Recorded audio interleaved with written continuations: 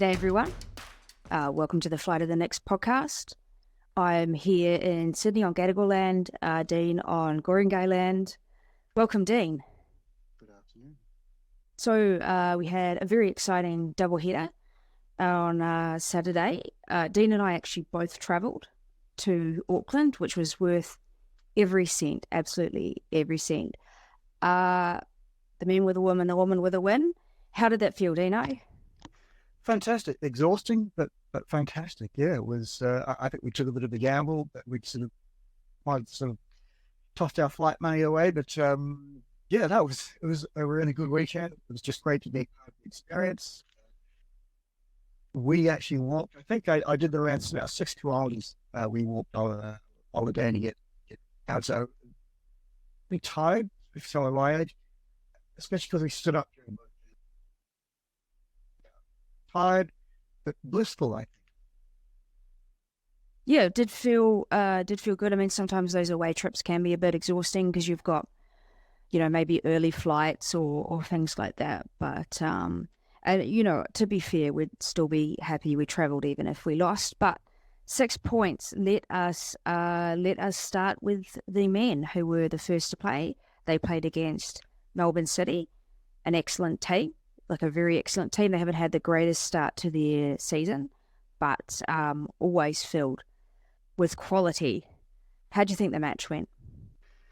It was good. I think we sort of had them. I think we had the measure up with most of the game. We're equal, sort of slightly better. We certainly, we weren't outshot by any guys. I should also call out that was David Ball's 100th game. Actually. Should have had a goal in the first minute. What do you think about that? Yeah, I mean, it's close. You're never going to score every opportunity. Bally was on his 100th game. That would have been amazing for him to have scored. And also, he's a fan favourite. We quite repeatedly sung the Wonderwall. The Wonderwall, but you're my David Ball. Like that was sung a lot of times. He's really a fan favourite. So it was a pity that didn't work out, but this happens. Yeah, and look, reflecting on his 100 games, I mean, he's just somebody who gives 100%, and just day in day out, he's just a great example of a proper club player. So I think I certainly appreciate having seen him club. Really appreciate the ball, everything he did. Yeah, how good. So we did get a goal in the end, and I believe it was Bally with the assist. Mm-hmm. Yep. Down to BK again. Probably the hardest name to pronounce. Mo Elchase started that as well, so he passed it down really good, sort of through pass to Bally across to BK. Different celebration this time. He didn't do his washing machine. It was more of the Owen. So you score a goal, you can do what you want. I thought it was a Usain Bolt kind of celebration. That's what it looked like to me. Either way, yeah, I don't mind how he celebrates so long as he's putting the ball in the back of the net. I think the other really big talking point, we can jump to that as well, is BK's run into the box and run into whichever player it was, the City player, and the City player's gone down. He wanted to complain, but I mean, it kind of looked like he ran into him. Either way, Alex Pawson facing up another penalty. It's the second penalty I believe that he's faced this season. And the second penalty save. So he palms it off and it strikes the upright and the follow-up shot is hit over the bar. How good to see that a second time. You're aware that the likelihood of a penalty being scored is 75%, 80%, something like that. So that moment in the crowd, we were sitting with the yellow fever. I'm not too sure how many people were Auckland based or not, but we just went nuts when that happened. It was, I think, celebrated more. If we'd actually scored a second goal, I don't think we would have celebrated as much as the Paulson saved. It just, yeah. We knew, as I say, 75% chance of going in, so we knew we were up against it. And he saved it, and yeah, we just went off. Just fantastic.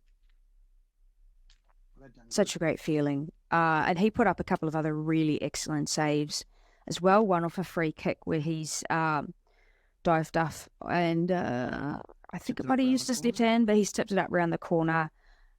He's absolutely on fire, and I think our MVP at the moment, I think he's saved a lot of points for us. There's I think about 56 minutes, we had a little bit of a bouncing around, almost an own goal from Paulson onto whoever it was, and that ball, he grabs it kind of off the line. We probably might have stuck away with 1 point. It wasn't very Alex Paulson. Yeah, that was quite close as well. Like, it was hard to tell from the stands how close it had been to going in. On the replay, it's really goal line. So Kelly Held knocks it, and Paulson just like reaches out and almost knocks it back into the goal, but he manages not to, and Kelly Held is there, and then somebody else comes in and hooks it away. So that was another moment that really we could have conceded against a team that, again, they're perennial finals contenders or finalists. I think that was a great result. 6 minutes of extra time, bloody nerve-wracking. I sort of felt that Jamie McLaren didn't really see him very much. But there's probably nobody from the Melbourne City team that we could sort of pick out as had a great game or stood out. I think they were just, I guess, workmanlike without any kind of enterprise that I noticed. Obviously, focusing on the Phoenix. There was the one bloke who I think must have been fairly new. The dyed blonde. The other dyed blonde guy. What was his name? He has Yakalish. I thought he was really, really good. I was quite worried about how well he was playing, and they did have some very good chances. But yeah, no one else really stuck out. I think we were the better team. I remember talking to you around about the 67th minute and said, look, the player of the match, we should give it to the drum guy who brought his drum and his friends along. I think it'd be great. But yeah, so once Paulson did that, we'll change.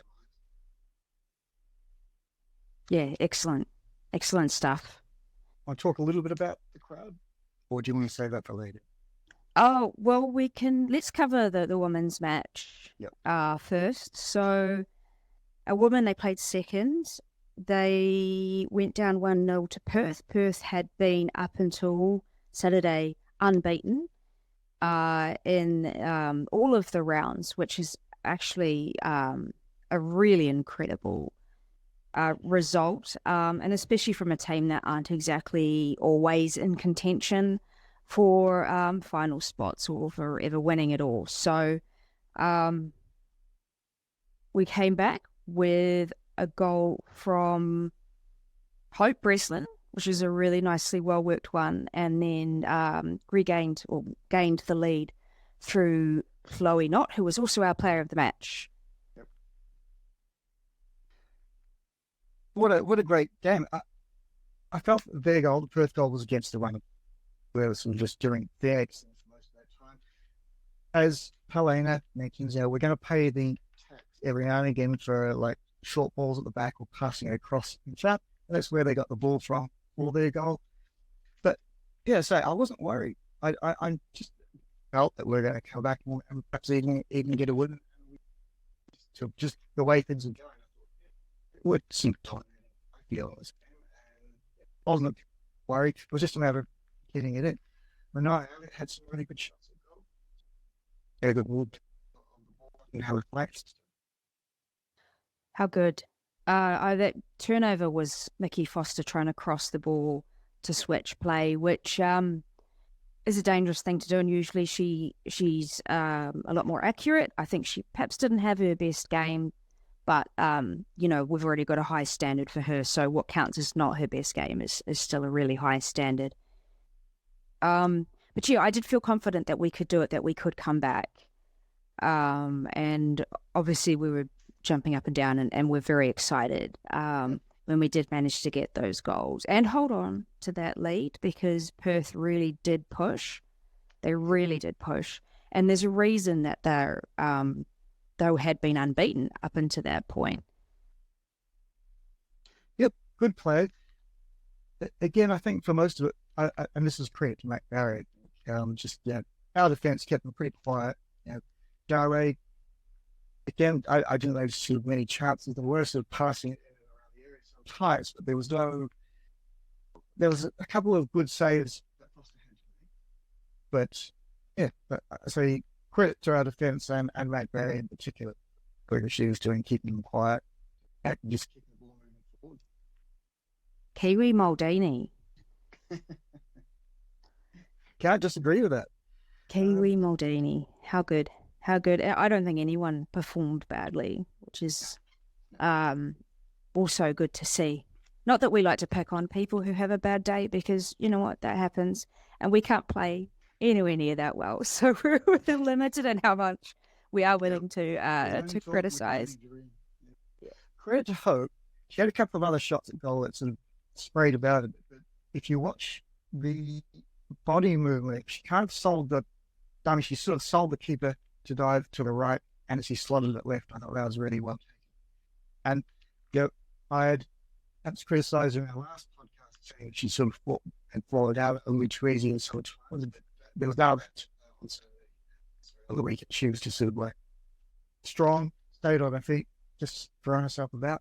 But I had another goal about a minute after the goal which ended them up. Less by much. So she had a great game, and congratulations to her. Hopefully this will stop. Oh boy. Yeah, actually, on the first time I saw the replay of that goal, it came in on an angle that I honestly thought had taken a deflection off the keeper to slot in that spot. And I had to watch it a few times to realise, no, she'd actually sold it one way, but she'd she'd opened her body enough that she could put that in with her left foot. And there were no deflection or anything like that. So she's been so clever with that shot that even on the replay, it's easy to be misled by what had happened. Yep. No, it's great display of skill. We've been waiting for that first goal. As I say, hopefully if I get to it, the confidence will be high. But she can only score when she's got a black eye. We'll find out. And there'll be up to somebody at training if you give her. Yeah, perhaps. Longo started, I think, was great. She made a difference. She never not going to make a difference, I think. But it's just great to have her out there with her sort of security, ball control. She's the one who played the pass to Hope. Yep. So she's received that, and she's seen this gap between the defenders and Hope just in the middle of it, and just puts this really nice ball in. So we have been waiting all this time to see Longo get more minutes, and it was really, we could see what the result of that can be. Yep. So how good. And now with the international break, it's going to be time for everybody to expect. Well, I had a great game, and she's got that shoot on sight mentality. It's working well. Shall we talk about the second goal? Came from a clearance out. We put it back into the mixer. Barrier runs onto it, heads it onto the crossbar. And who's there? Chloe F. Not. This was another one. When I watched the replay, I sort of realised what had happened, because the ball had been played into the box, but that initial header that Speckmeyer had gotten onto was actually an attempt at a defensive clearance. So that's actually bounced off the back. And this is the thing about just putting these balls in, is you just never know what's going to happen. And she's pounced on that. Be the first to pounce on it, comes off the bar, and who else but Chloe Not there to clean it up. What a great moment. Yeah, it's point of the park she scored as well. Sort of just from being there. It was just like the right place, the right time. Again, it happened. That's what you want from players. Can't criticize Chloe at all for the she had. Like fantastic effort, but quite rightly deserved as voted by us. We also asked the people around us who we would pick for that. Yeah, it was pretty arrogant. That sort of doesn't help that one of these sort of supporters works with Chloe. That's probably why we're saying the Chloe not all those. Absolutely. And he was quite drunk, but he was also just very stoked to go and watch his workmate play. So she did get a lot of love from the crowd, and she's one of the hardest workers. And she's a little bit like David Ball. For me, she just puts in so much work, and she's not always like the obvious, flashiest star of the team. Doesn't necessarily score all the goals, but it was very well earned. Both of those goals. It's great to see her getting those. Yeah, for her, especially she's in her hometown. There's the family in the stand, and she scores the winner. Great story. Very tells. Fantastic. And there was so much good passing. Again, despite the fact that Perth were a really good team, we seem to have clicked a little bit more, having come off the back of the Mariners game where it just wasn't quite happening. There was just some wonderful passing, especially down the touch lines. And Hope and Chloe were connecting really, really well. And then we had Mania down the other side for a while.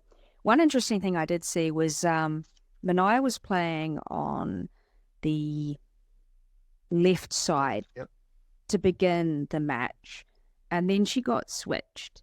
And I believe on the broadcast someone, maybe it wasn't on the broadcast, someone somewhere was saying it was, so that she could play with a certain other person down the other side, or some kind of other like tactical thing. I think it was because she was getting into a lot of trouble with Tash Rigby, because she was coughing up a lot of fouls. And Tash Rigby is really experienced. Like she knows what she's doing. And Mania had fouled her enough times that you're starting to get the risk that she will be given a yellow card.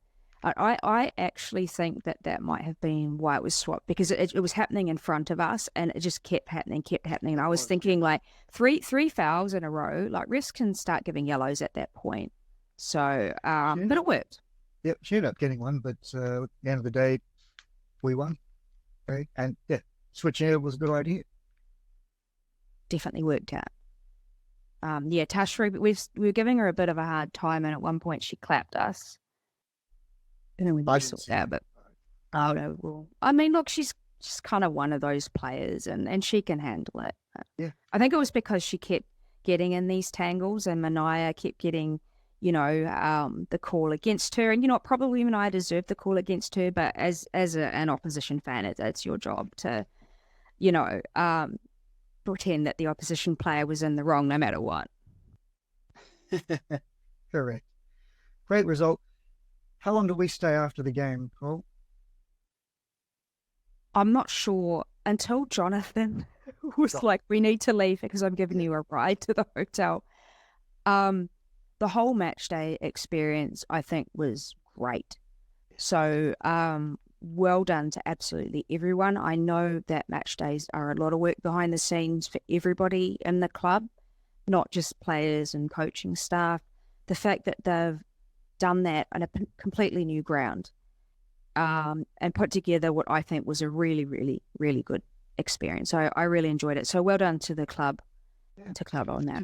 Did you hear the crowd numbers at all? I didn't see them broadcast or announced anyway. But to me, it looked like a healthy enough crowd. Yeah, I'm not actually sure because they didn't announce it at the ground. But the thing is, because it was a rectangular stadium and the crowd was close, like it always feels fuller when you're in that situation than when you're in a giant cavernous oval stadium. Yep, I'd say the game day experience was great for me as well. I sort of got into the stadium, found the seats we were going to sit in. I managed to fall over twice. I was really excited about being there because you're older. But we met some really good people, didn't we? We bumped into Jane Lima and the crowd from Melbourne. Eddie. Oh, geez, from Wellington. To see young Ben gave us a bit of a, well, he was sitting behind us. He sort of caught up with us on Instagram. Yeah, it was cool. There were a lot of, I know that some of our friends in the Yellow Fever had mentioned that the ticket prices were really high for that time, but by the time the fixture was announced. So I think there were a lot of people who would normally go to home games who missed out, but there were a lot of really cool people there as well. I'm hoping that those people don't all switch to Jaffa FC. Same. But if they do, they'll miss out. Yeah, Phoenix played a great brand of football. Good times. Absolutely. And the fans, I think, were very excited to be there.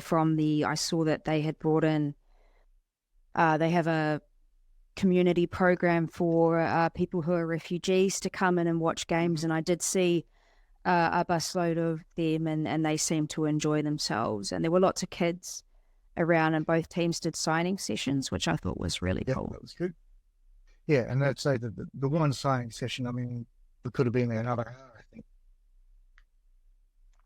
It was cool to see how many players were hugging their families, and you could see that like the extended family had shown up, and they were Aucklanders, and I think that was quite special for them. And we also saw ex-Phoenix players. We ran into Saskia Vosper, for example. So yeah, good day out. Yeah, I saw someone in a Kaiko'i FC jersey, or Kaiko'i Football Club. I didn't reach out in time to give them a token, but hats off to the Northlanders coming down for that. It's I think unfortunate that there was such a gap between announcing the Wellington Phoenix games happening and then announcing those National League finals the next day. Because for me, and probably, for you and maybe a lot of other people, would have loved to have stayed the extra day and attend those matches. But by that point, we'd booked flights. And do you want to tell the good people what time we had to get up to get to the airport the next day? 3.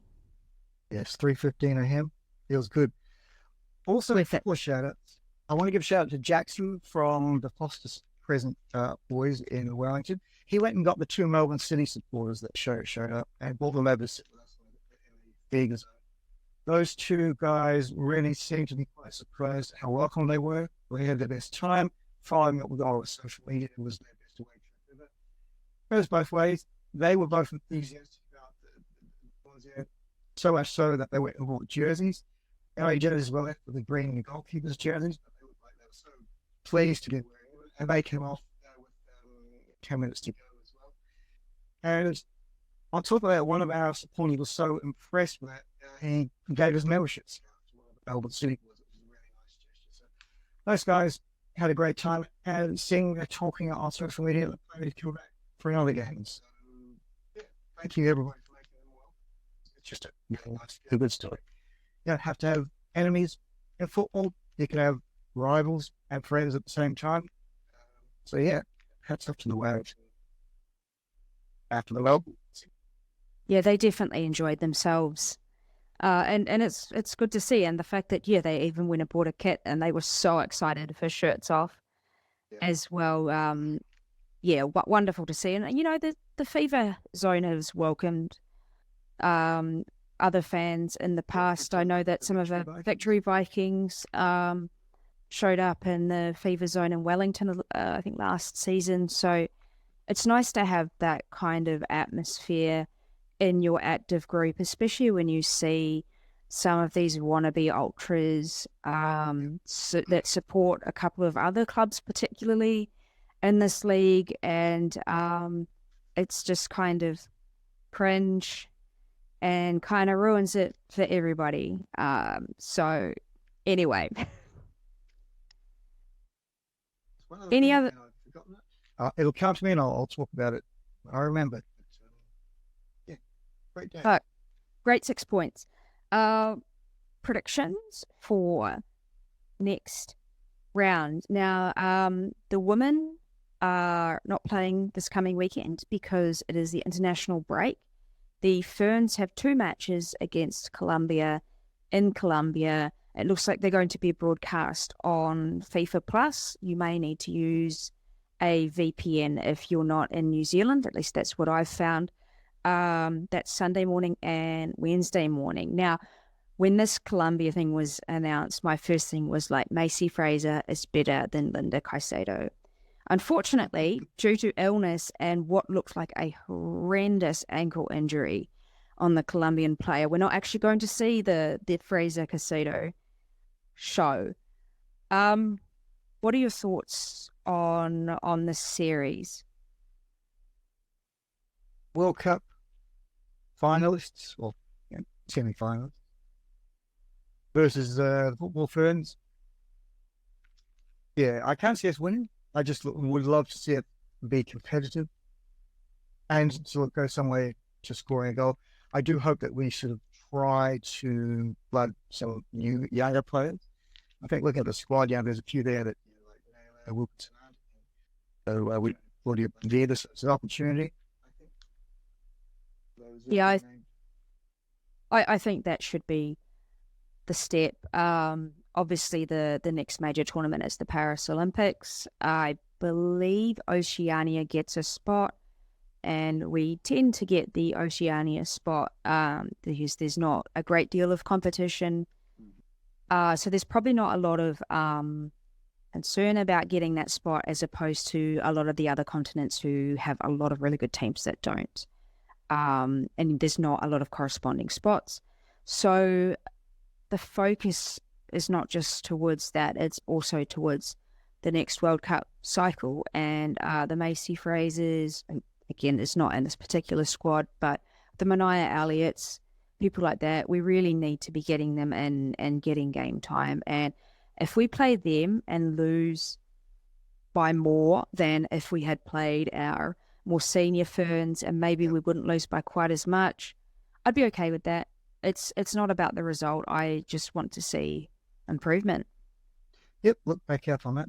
Look, can't imagine yet just listening to this. Who knows? That could be the only thing she's got to watch. The men do have a match. They will be playing Western United in it's an away game, I believe, in Ballarat. The Melbourne supporters group will be out in force to support our Knicks. So good on them. Western have had a very bad start to the season. I believe they are last. They're last. 3 points. Let's keep them there. It is. Chiefy's record looking pretty good. Undefeated. Yeah. Crazy. So, Western have been shocking. And hopefully it's not going to be one of these things that we like to joke about. We play other teams into form. I don't think we're going to do that, though. No. I think can only feel confident. Maybe Zavada's back. How long was that? It was 2 to 3 weeks. Yeah, I don't think he's going to be back. But this is the thing. The big concerns for both of the matches on Saturday was Zavada's not there and Fraser's not there. And we were fine without them. We would like to have them, but we were fine without them. So no Zavada, but that doesn't mean that we don't have people who can't put the ball in the back of the net. Yep. I'd like a win. I'd like a win by 1 or 2 goals. Yep, I'll take a win.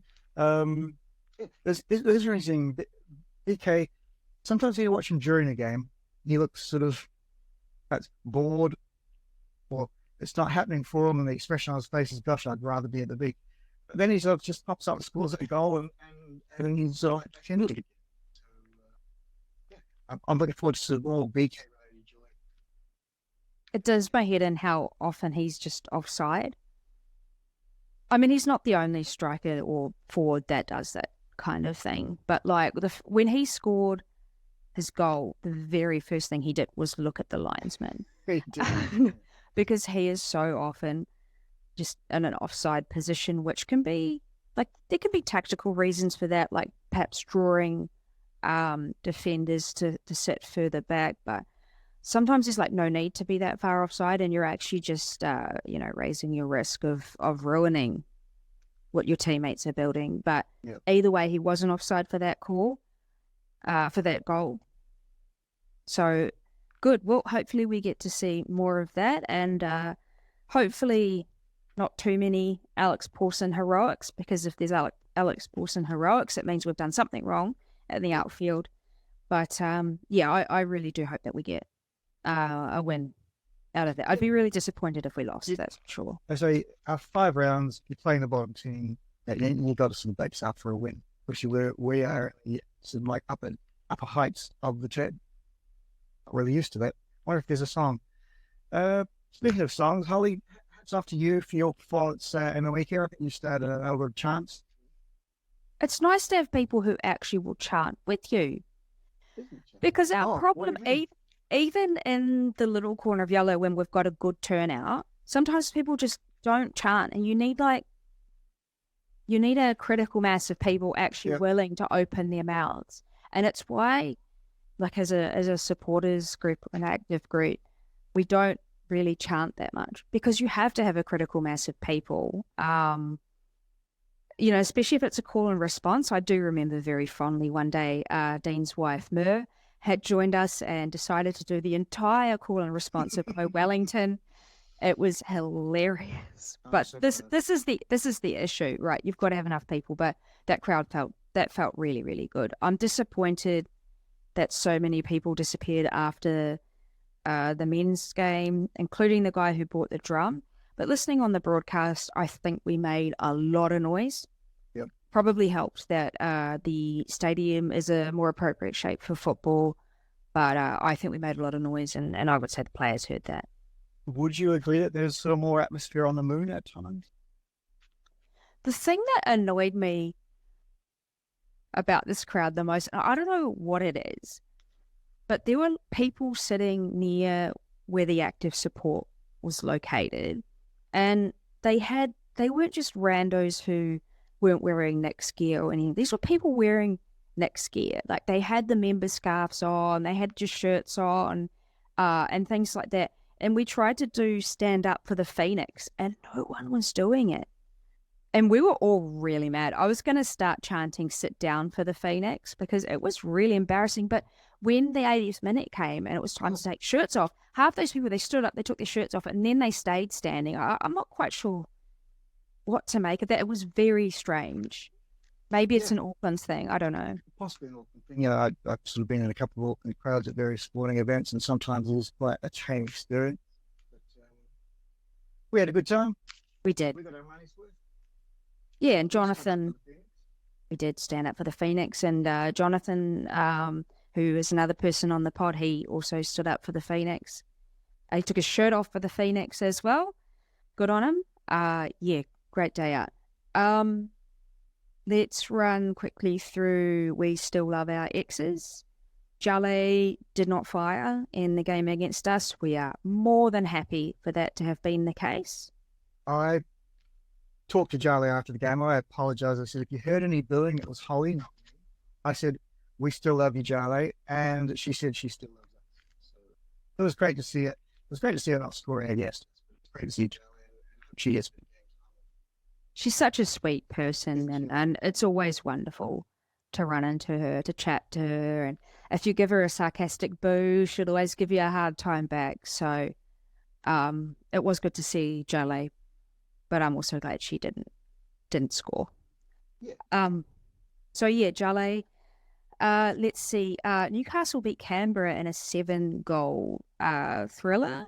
I only saw the mini match. I'm not sure Chico had that much of an... No, she was just there and thereabouts, and then sort of sub towards the end. I think, Newcastle was very much the Emily Van Egmond show at the moment. And it's one of those things where you've got like one player who has the spotlight. And I mean, she's a fantastic player. I feel like it kind of distracts from everybody else's contribution a bit. But that's all right. They got a win. Mariners, they lost to Victory. The main thing I saw was that there's a reason Izzy Gomez doesn't play up front, because that was one of the worst shots I've ever seen in the professional game. I'm so sure. Maybe that's an exaggeration. It was so bad.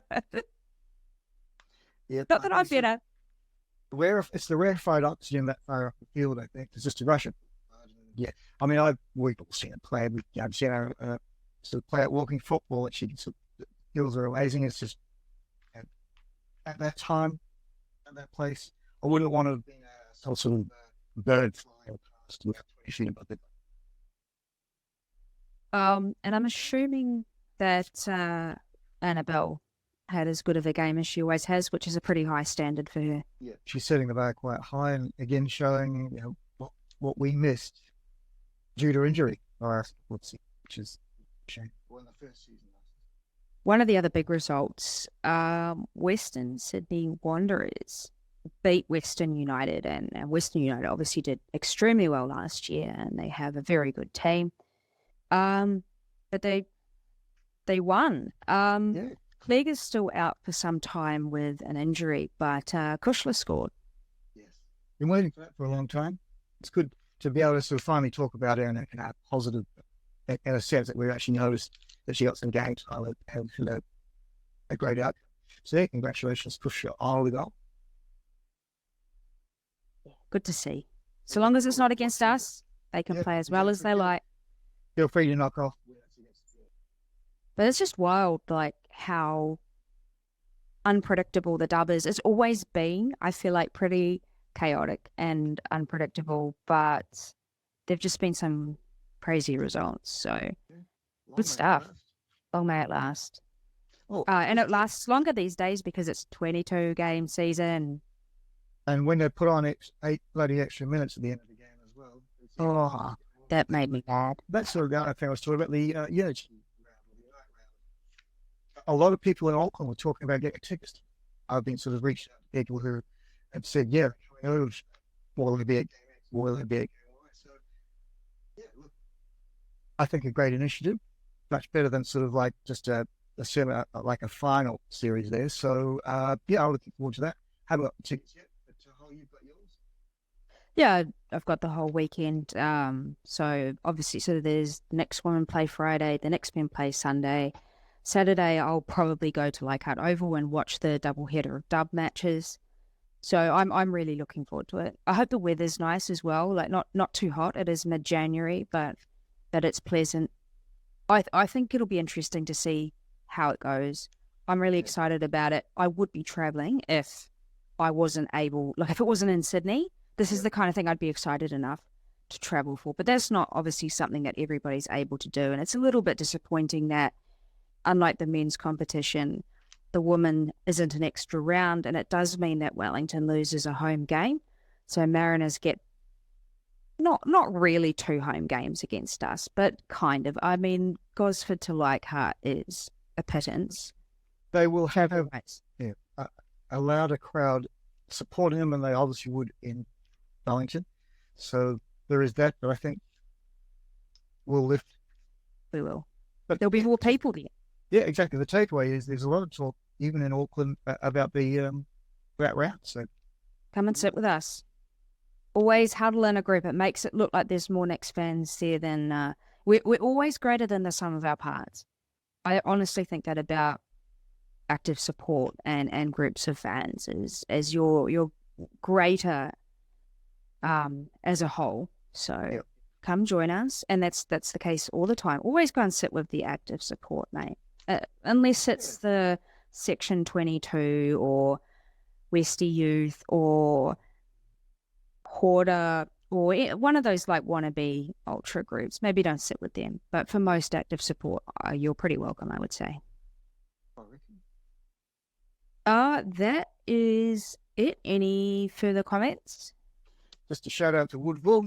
I did a little bit of work for them, and in return they gave me this nice football shirt, so I'm pleased to be wearing that. It's Wood-Vegas. I'll take your word for it. You're from that part of the world. I'm not. Wood-Vegas is like 10-minute drive from where I grew up. It's definitely Wood-Vegas. Do not call it. In the bag. I looked in the bag and it was sort of quite dark and late. I thought, oh, I saw a Sweden shirt. That's very nice. I was even more thrilled. Thanks to the Huttons for organising that. they pretty much run with less. What is that on the? Oh, it's supposed to be some sort of helmet. It's a It looks type soldier. It looks like like a shrimp was like laid over the top of the ball. What a I would hope to see what they say about your local team down south. Your base. can't actually remember. Last play for. I think I've only had really boring football.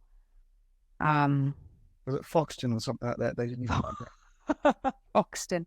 No, I played for Mariston, Palmerston North, which is actually where Charlotte Lancaster used to play, which is kind of choice. I played for Universities AFC in Christchurch. I played for my high school. None of us had that exciting badges, so go the hairy blue shrimp lying on a soccer ball, Wood-Vegas. All right, well, yeah, let's wrap it up. On that note, other teams. So it's happening in Melbourne. Thank you for everyone for joining us. We'll be back again next time where we'll talk about the men and we will talk about the Ferns. Until then, stay safe, stay dry if it's raining, stay sun smart if the sun is shining, and watch plenty of football.